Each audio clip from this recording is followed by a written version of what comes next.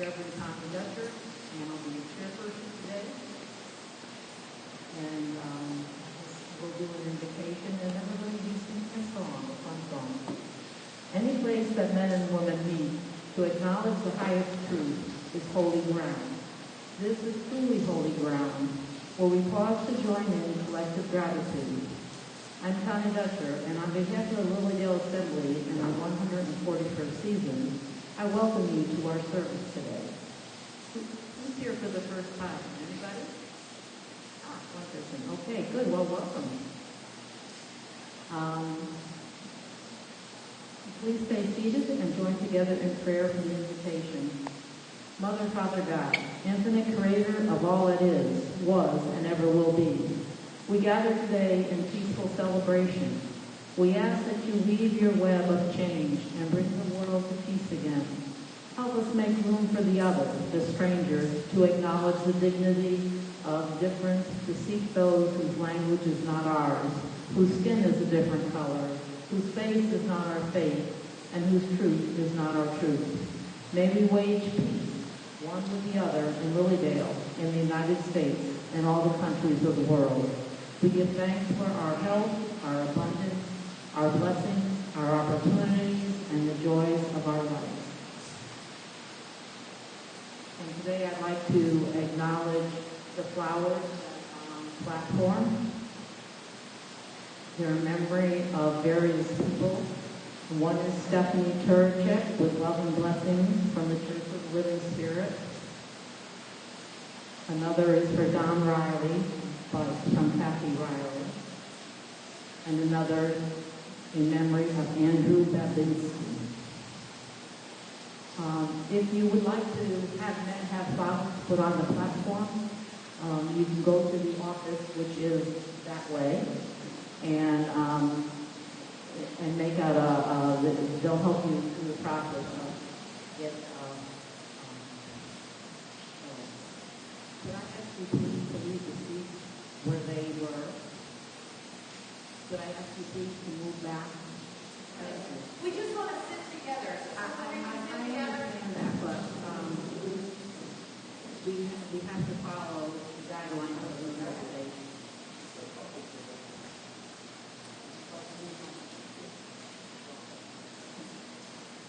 Okay. Today, Jay Cook is our speaker, and his mind is fire.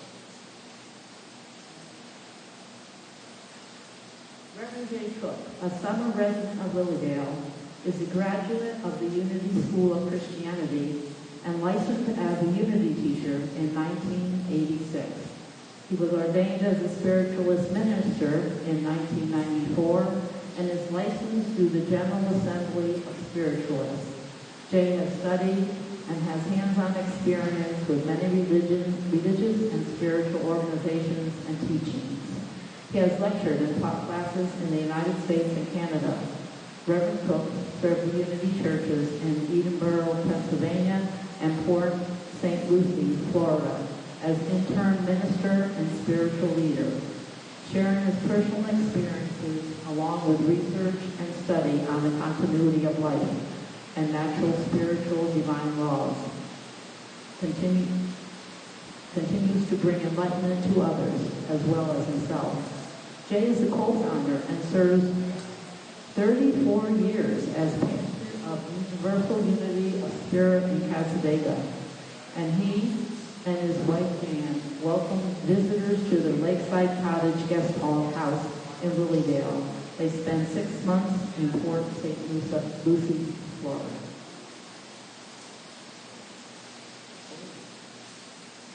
We're going to be, this is my first time doing this, so I may be making some mistakes. But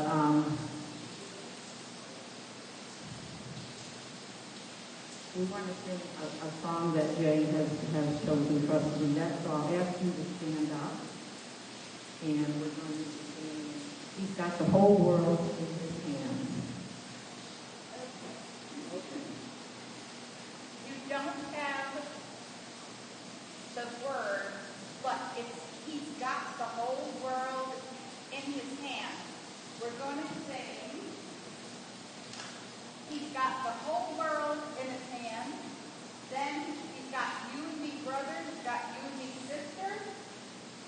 Then he's got my soul and my body.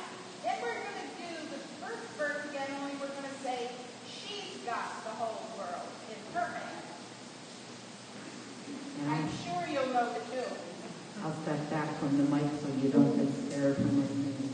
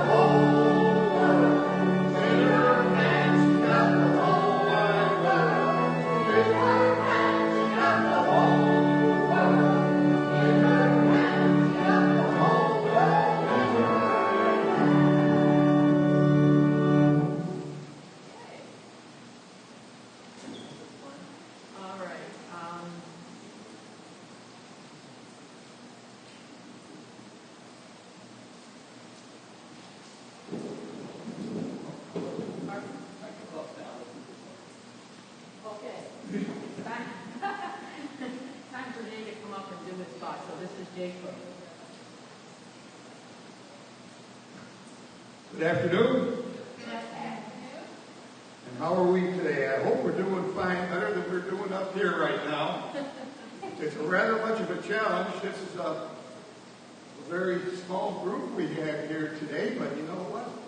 The lessons go on. They keep on going. And if one person gets something good out of this today, I've done my job. Anyways, I want to start off with one thing to begin with. And this is my belief system, that I believe that there truly is only one presence and one power in my life, in the universe, wherever I am, is God the good, very good, and most excellent. I believe, and I make a choice, like we all have choices in our lives, how we look at things, especially during these times. We have a choice. We can either look at something as a very negative and trying experience, or we could perhaps look for the rainbow or the good in that situation. This is, like I say, something entirely different that we're going through right now. I just thought of this right here, which I saw you, this young couple back here, and we talk about social distancing. Well, that is about an oxymoron as I can ever think about. How can you be social and distant? I really believe in bringing people together. So if you feel good, you should be together. And, you know, they've got all these little things that come out, regulations. And I believe that every person should make the choice within their own mind, whether they want to do a mask, whether they don't want a mask, and all that. Unfortunately, we got to render unto Caesar the things that are Caesar's. And this is where we're at in this society here right now. As a spiritualist, I found myself here. I've explored many religions. I've been in many churches and religions. I've spoken. I've explored them. I've seen them. I've been twice pronounced dead. I've gone through all kinds of wonderful experiences on the other side. And everyone thinks, oh, Jay, you are so blessed to have this experience. No, it's because I'm a slow learner. I'm a very slow learner sometimes. Because we have to make this choice along the way. We make choices every single day. How we react or act to situations. Whether we see things in a positive light or a negative light. What I learned on the other side was personal accountability. That we are responsible for our thoughts, our words, and our deeds. And how we react and act with those we come in contact with.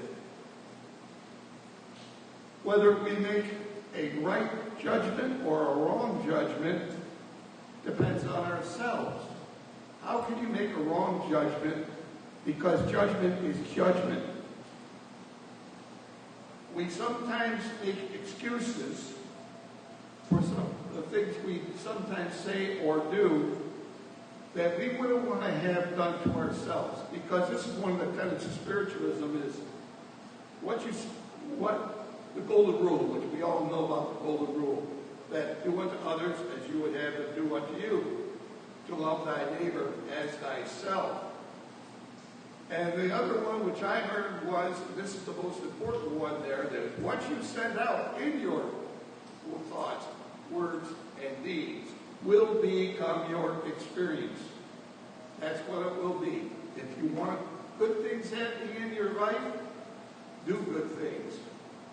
If you want something negative to happen in your life, project that negativity that you have within yourself, perhaps, on another individual, and you'll find yourself having negative experiences.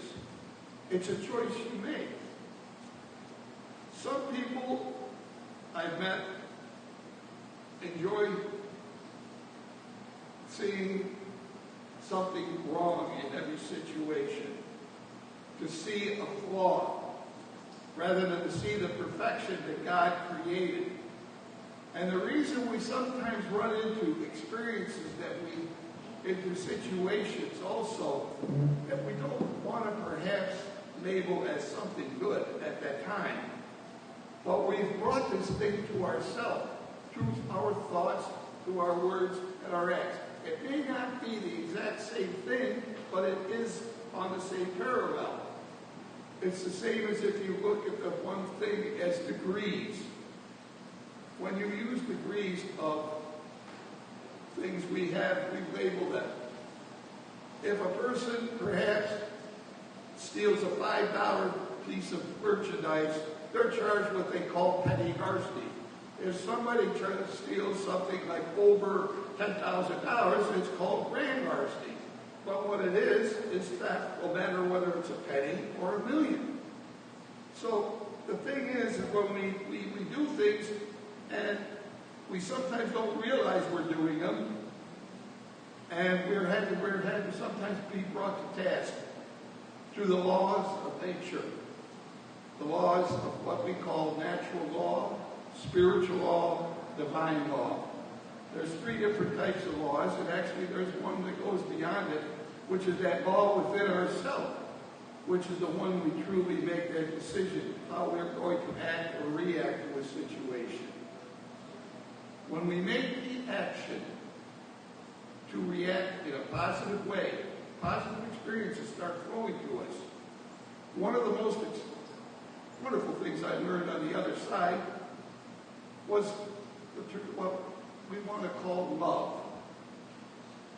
Everyone has a definition of love, but the love that I understood on the other side was the good that you desire for yourself. The good that you desire for yourself is that which you give. And you give it. And this is the one catch. Without the thought of the return coming back to that who you're giving it to. Now this is sometimes a very difficult situation to find. I've heard many a person that's come to me and talking about problems they've had with their relationships, that they're saying, I am giving my whole self to this individual, but I'm receiving very little back, or I'm receiving nothing back. I'm not seeing it. So I really don't feel that this is a good thing. And I said, well, where are you giving? What are you giving as far as that goes? And they said, well, I'm giving the good. I'm doing this for that person, doing that for that person. I I'm doing everything, there. And that person doesn't seem to appreciate it, and I'm not receiving it back. Well, I tell them, this is what I found, and this is the question I asked when I was on the other side. But they said that it isn't love. When you're looking for something to come back from an individual or an object that you're giving yourself to, if you're looking for it to come back, it ceases to be love. It becomes bargaining. You're expecting to give something, and you're expecting to get something in return for that object. So when you do that, it becomes bargaining. It's not a bad thing. It just isn't what the true love is. I found this out that it is a fact. You will receive it back. It may not be from maybe that which you expected, but it will come back.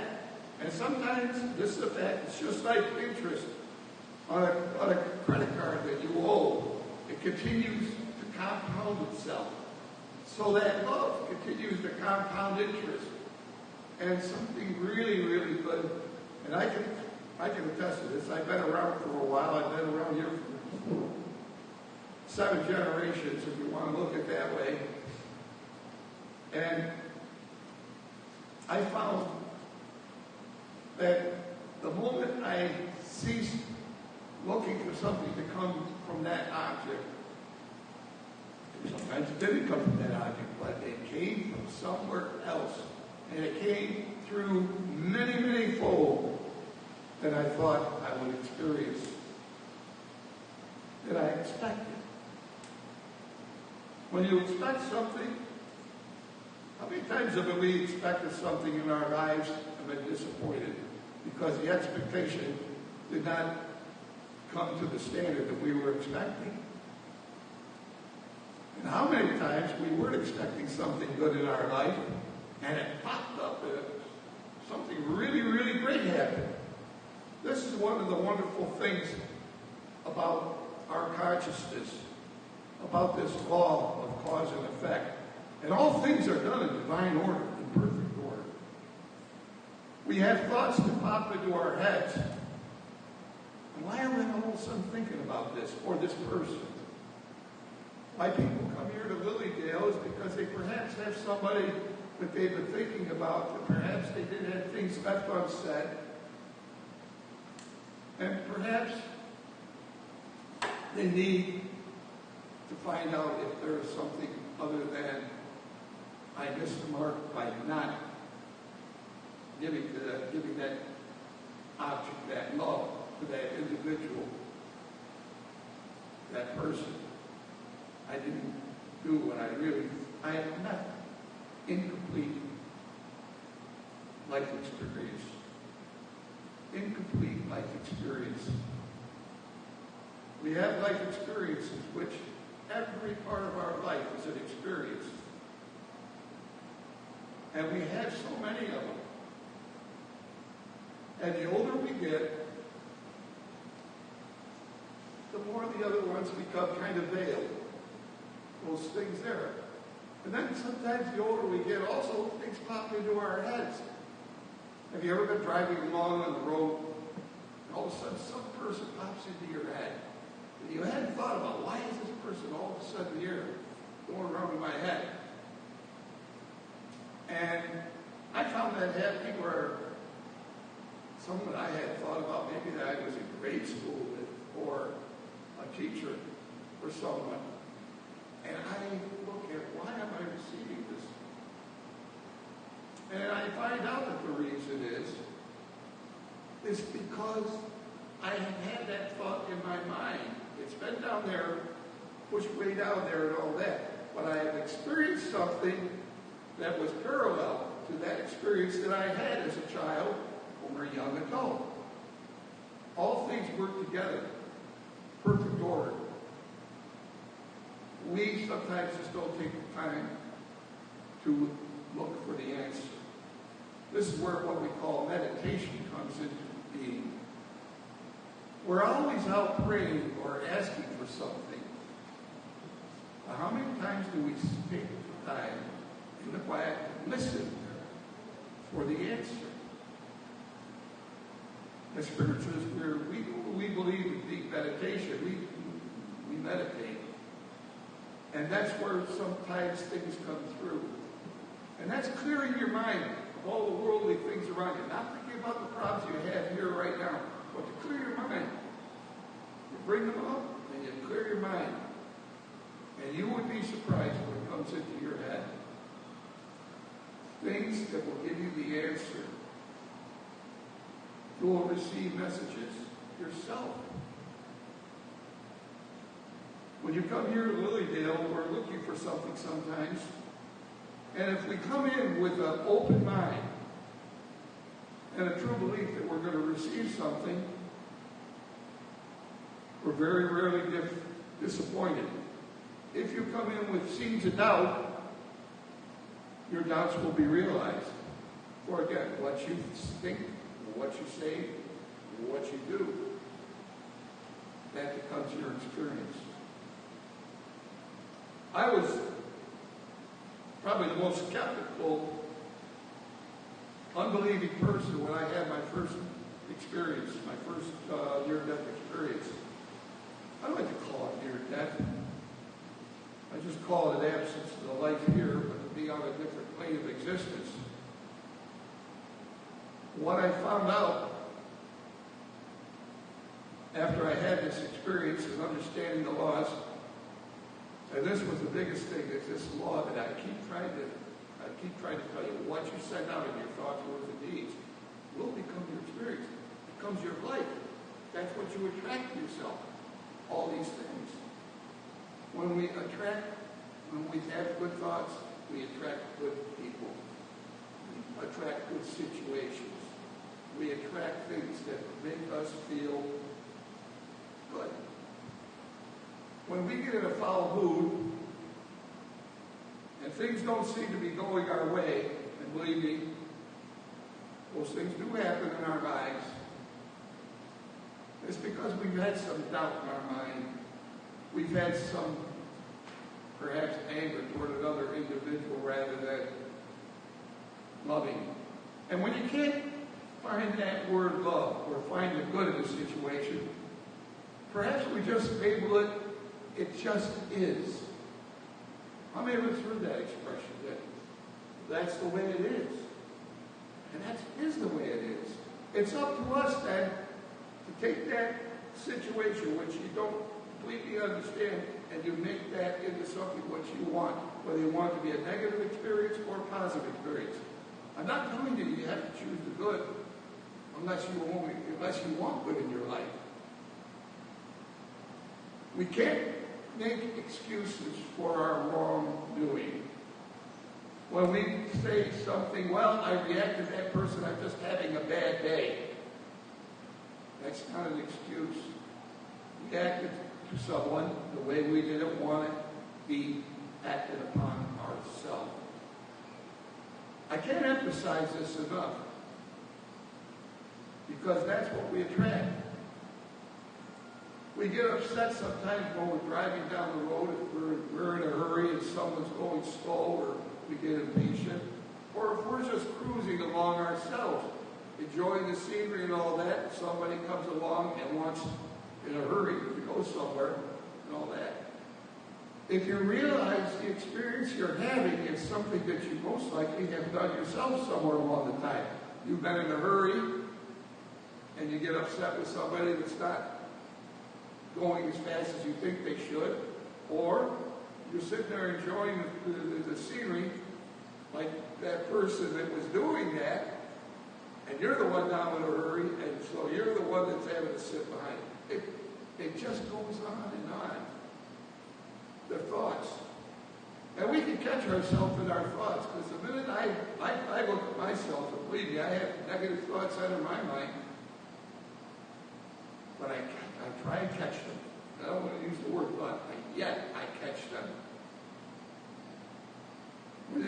I look at the words I choose and use.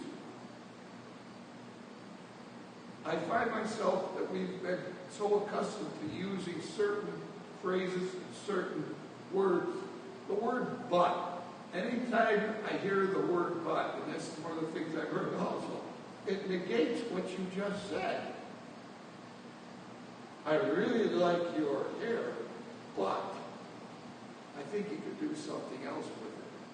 I really like that little shoe, that dress you're wearing, but I thought something would look with something better. We negate what we say when we use the word but. But if you use the word yet perhaps, that's another one of my favorite words, is the word perhaps. I read a book many years ago, actually when I was going to ministerial school, and it was by Kara Seekings. She was she was a PhD and then a Unity minister. And she wrote this book called God Always Says Yes. And I said, wow, that's really something. Well, God does always say yes. God always says yes to whatever you want. I said, well, doesn't God say no to something? The word perhaps means when somebody says something that you don't agree with, you got to understand that that's their belief system. And if you disagree with it, you're trying to change their belief system rather than accepting that. So if you listen to a person's belief system, what happens? If you totally disagree with what that person said, you can use the word, well, perhaps you have a point there. Perhaps. That's perhaps.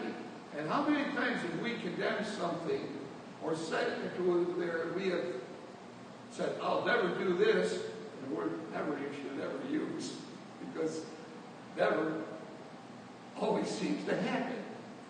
We change our mind, we change our belief system, the thing we believed was totally wrong, that we find ourselves accepting or actually affirming in our lives. Because we have accepted it into our nature.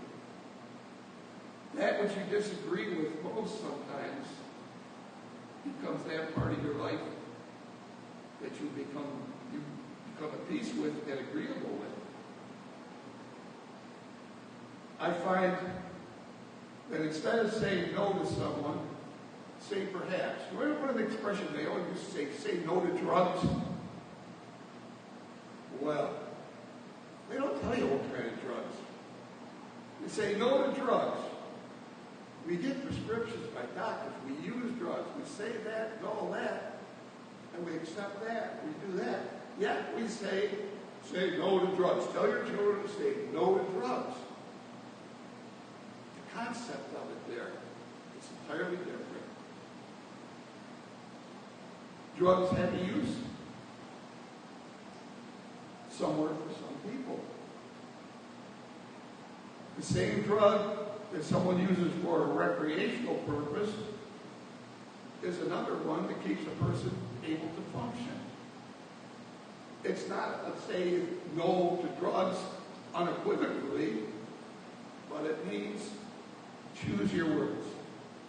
And perhaps, like I say, perhaps this drug that is being abused by others is something that you can use or will use for yourself to maintain a better quality of life. Abuse, this is one of the other things, which is one of my little expressions I learned along the way. When we choose to do something, we have to go into excess. My mother always used to tell me, Jay, you do anything you want, eat anything you want, do that. But just remember this, excess is poison. So if you do excess of things, in other words, exceeding beyond the limit of your comfort zone, perhaps that's one of the things that you may want to address. Today, really don't understand exactly what I'm trying to explain to you, because we all are such individuals. You came here to LilyDale for a reason, and I truly hope something that has been said to you, not only by myself or by someone else, or by something you read, and by part of your experience, that it becomes a very positive experience. Because this place is can be a very positive place, and it can also be a very negative place. And again, it depends on the individual and who's here and what your experience. When I came here totally with an open mind. I ended up living here now for 30-some plus years, 34, I guess it is. I love it here. There's a lot of people that they come in, I watch them come in and they move out. People get upset because somebody said something or did something on board. Forget about that stuff around you. Look at the beauty. I look at this platform. I think of the number of people over the 100+ years from this podium. You sitting out there are sitting where someone sat over 100 years ago. All the way along. The spiritual progression. People coming. This is actually the smallest ever group that I've ever talked to, you know. I was out here one year the other day, we had a bunch. I've been in here talking and doing there. This place is full. This is strange times, strange places. The messages I give out myself right now, what I send out to you, what I can tell you is, in other words, what comes through my heart, what my belief system is, what the belief tenets of spiritualism is, because spiritualists believe in natural, spiritual, divine law. They believe that's part of the tenets. And we create our own reality in accordance with those natural, spiritual, and divine laws. And one of the wonderful things about spiritualism is the door to reformation. In other words, you can reform your thoughts and your beliefs. And atonement. In other words, you can make right something you feel that you need to make better than what it was. Atonement is always open. It's always there. For whether it's on this plane of existence, or the other planes, wherever God is, that's where it is. Oh, it's really good and very good. Again, enjoy yourself here, do the best you can with what you've got to do. And again, make your own choices. Make your own choices, not by what others are trying to explain to you, but make your choices in conjunction with what you believe within yourself. Because truly, you are that divine expression of God. Thank you.